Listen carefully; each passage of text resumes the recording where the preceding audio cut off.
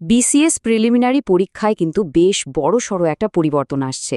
যারা পরীক্ষার প্রস্তুতি নিচ্ছেন তাদের জন্য কৌশল বদলানোর এটাই কিন্তু সেরা সময়। চলুন এই জরুরি বিশ্লেষণে আমরা দেখে নিই কিভাবে এই নতুন ধারার সাথে নিজেদেরকে খাপ খাইয়ে নেওয়া যায়। সবার মনেই এখন একটা প্রশ্ন ঘুরপাক খাচ্ছে, তাই না? যে বিসিএসসি প্রশ্ন কি আসলেই দিন দিন কঠিন হয়ে যাচ্ছে? চলুন এই প্রশ্নটা দিয়েই শুরু করা যাক, কারণ এর উত্তরের মধ্যেই কিন্তু লুকিয়ে আছে আমাদের প্রস্তুতির নতুন দিক নির্দেশনা। এই স্লাইডটা একটু খেয়াল করলেই বুঝতে পারবেন পরিবর্তনটা ঠিক কোন জায়গায় হচ্ছে। দেখুন, ৪৬তম বিসিএসএ প্রশ্নটা ছিল একদম তথ্যভিত্তিক, চর্যাপদের কবি কারা।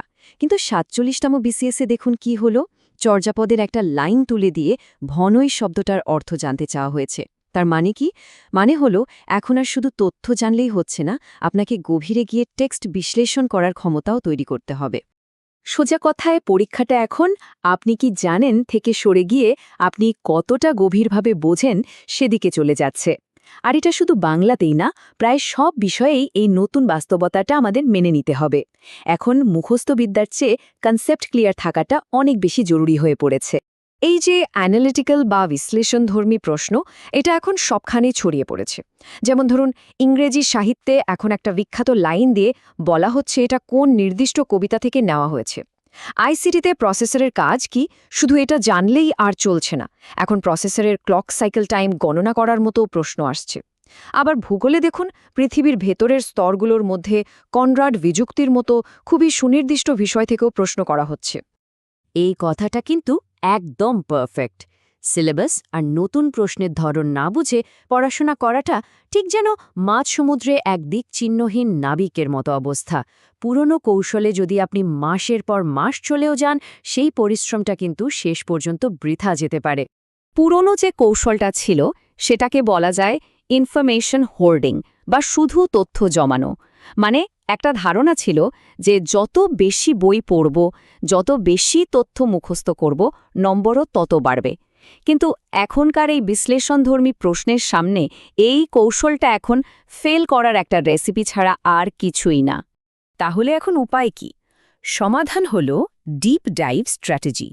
এর মূল কথাটা খুব সহজ, বেশি পড়া নয়, বরং স্মার্টলি এবং গভীরে গিয়ে পড়া। চলুন এই কৌশলটা এবার ধাপে ধাপে জেনে নেওয়া যাক। এই যে কথাটা, এটাই হলো ডিপ ডাইভ কৌশলের একদম মূল ভিত্তি।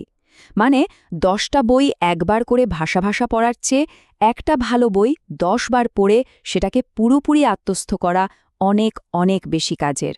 আমাদের লক্ষ্য হবে কয়েকটা ভালো রিসোর্সের ওপর পুরোপুরি দখল আনা। তো প্রথম ধাপটা কি? প্রথম ধাপ হল সঠিক টুলস বা বই নির্বাচন করা। প্রতিটি বিষয়ের জন্য আমাদের একটা বেসিক বই আর একটা রেফারেন্স বই বেছে নিতে হবে। এই টেবিলটা দেখুন, কি দারুণভাবে কৌশলটা বুঝিয়ে দেয়া হয়েছে। যেমন ধরুন, বাংলা ব্যাকরণের জন্য নবম দশম শ্রেণীর বোর্ড বইটাকে বেসিক ধরলেন আর সৌমিত্র শেখরের গাইডটাকে রেফারেন্স হিসাবে রাখলেন।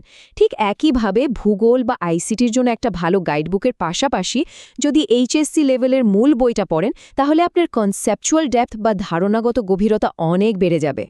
এবার আসি দ্বিতীয় ধাপে, জ্ঞানকে সমন্বিত করা।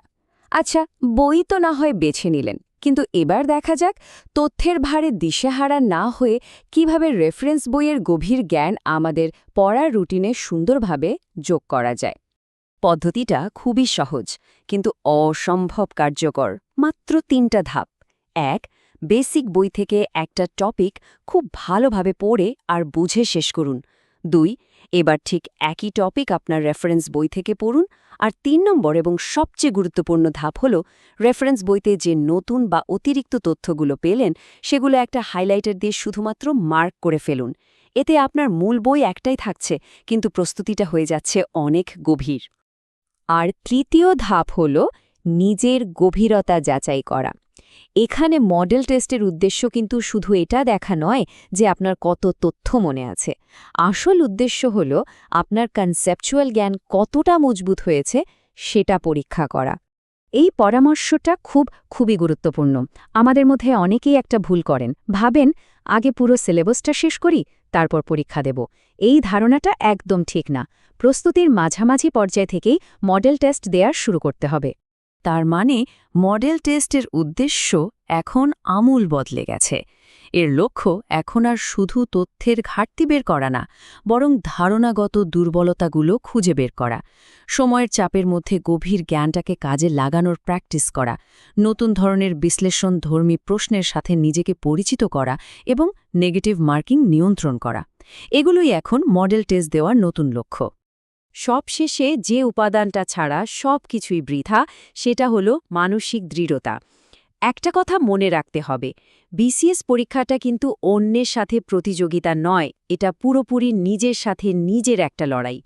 অন্যের পড়ার গতির সাথে নিজেকে তুলনা করাটা একটা বড় ফাঁদ, এটা এড়িয়ে চলতে হবে।